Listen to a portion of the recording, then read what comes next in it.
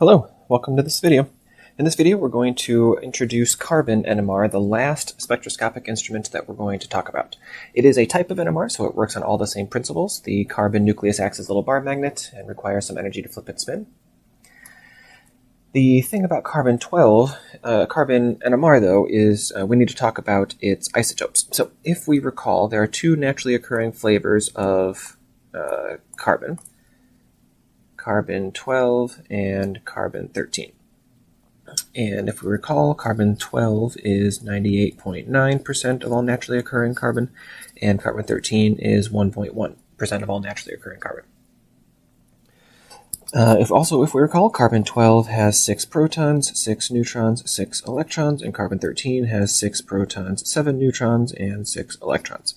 The reason this is interesting is that carbon-12 is not NMR active, and carbon-13 is. Remember, to be an NMR active nucleus, you have to have either an odd number of protons or an odd number of neutrons. Carbon-12 does not have that, carbon-13 does.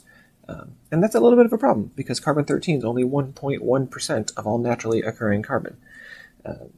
So only 1 in 10 carbon atoms is a carbon-13. And for a small organic molecule that has, 6 or 7 carbons, none of them might be carbon-13. You might have an entire molecule with no carbon-13 at all, which means that entire molecule wouldn't show up in a carbon NMR. So that has some implications when it comes to a carbon NMR. For one thing, the carbon NMR is harder to acquire.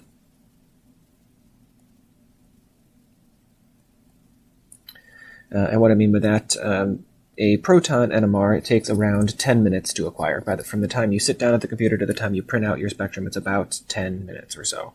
And one thing I don't know if I've mentioned before, but when we do NMR, proton or carbon NMR, or infrared spectroscopy, IR, the instrument takes several scans of the molecule and averages them together. By averaging together several scans, the signals get amplified and the noise kind of cancels out as you average several scans together. So averaging several scans improves the signal-to-noise ratio for the spectrum. And that's true for IR and proton NMR and carbon NMR. So yeah, like I said, with proton, it's about 10 minutes from the time you sit down to the time you stand up. For a carbon NMR, because of this isotopic abundance problem, where only 1 out of every 10 atoms is carbon-13, if a proton NMR takes about 10 minutes to acquire, a carbon NMR takes several hours to acquire a good carbon NMR. In fact, what you usually do is you usually put the sample in the NMR at the end of the day on your way out the door and turn it on and have it start averaging scans together, and then you come back in the morning and see how it's going, and let it run longer if you need to. So it's much harder to acquire a good carbon NMR unless you have a lot of sample, but that's not really a topic for a lecture. Okay, so what are some other implications of this isotopic abundance problem? We do not have any integration in carbon NMR. Integration is the area under the curve. It tells you how many equivalent, for proton NMR, it tells you how many equivalent protons are represented by that signal. For carbon NMR, if we integrated, I guess it would mean the same thing, but carbon-13 is so rare in the spectrum that the area under the curve doesn't really mean anything. So we don't integrate carbon NMR. There's also no splitting in most carbon NMR. Carbon-13 would split would split if there were 2 carbon-13s next door to each other in the same molecule. But again, we have the same problem. If it's unlikely that there's even 1 carbon-13 in the molecule, how likely is it that there are 2 carbon-13s in the molecule? And how likely is it that those 2 carbon-13s are adjacent to each other in the molecule in order to split each other?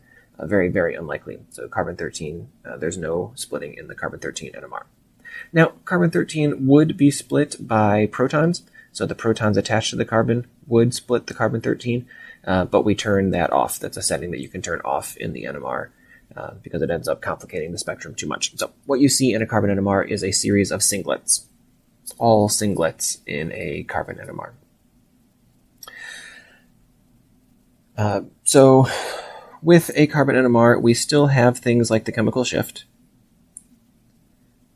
and it still operates under the same principles. Chemical shift is the amount of energy needed to flip the spin of the carbon nucleus, and the left side of the spectrum is still further downfield, the right side still further upfield. Notice in the carbon NMR that the carbon NMR x-axis range is broadened out from 0 to 240.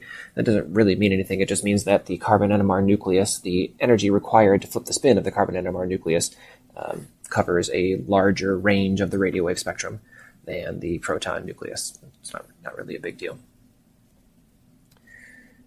There are chemical shift ranges that we'll need to know. I'm going to put those in a separate video. There are fewer of them that you'll need to know.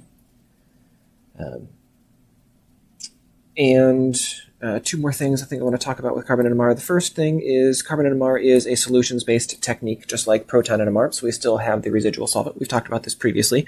But again, our most common solvent for NMR is deuterated chloroform. And if you remember, in proton NMR, we saw the deuterated chloroform peak at around 7.2. And in proton NMR, if you recall, we see the deuterated chloroform peak at 77 parts per million. This is the deuterated chloroform residual solvent peak. We also still add that tetramethylsilane additive, and that still, by definition, is set to 0 parts per million. Okay, so the last thing to talk about, when we look at the carbon NMR, we look at the signals in the carbon NMR. It's not a signal. And each signal represents, or the number of signals, I should say. The number of signals represents the number of sets of equivalent carbons. So what does that mean? Each set of equivalent carbons will be represented by one signal in the carbon NMR. This is similar to proton NMR, where each signal represents a set of equivalent hydrogens. The 3 hydrogens on a methyl group are all equivalent, so they're all represented by the same signal. If there are carbons that are equivalent to each other, they will also be represented by the same signal. That's a little bit less common than with proton NMR. For carbons to be equivalent to each other, there would need to be some kind of symmetry in the molecule. So if I look at this carbon NMR, I'm going to get rid of these highlights because I don't think they're helping.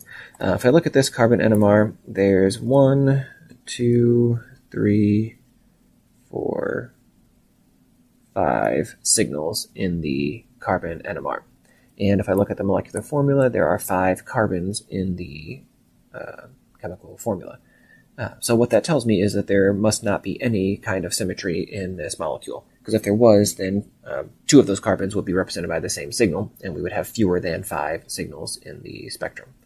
If I look at a different example down here, and let's go ahead and number these carbons. We've got 1, 2, 3, 4, 5, 6, 7, 8, 9 carbons in the structure.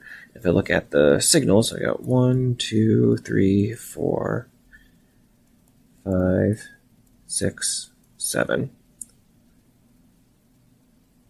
signals in this carbon NMR. So there are 7 signals in the carbon NMR, but 9 carbons in the structure. So that means there must be some kind of symmetry in the molecule. And in fact, there is. Do you see the symmetry in the molecule? The benzene ring is symmetric. So carbons 7 and carbon 3 are symmetric, and carbon 6 and carbon 4 are symmetric. So those carbons are represented by the same signal in this NMR. And that's really about it. The only other thing we need to talk about is the chemical shift, and I'm going to put that in a different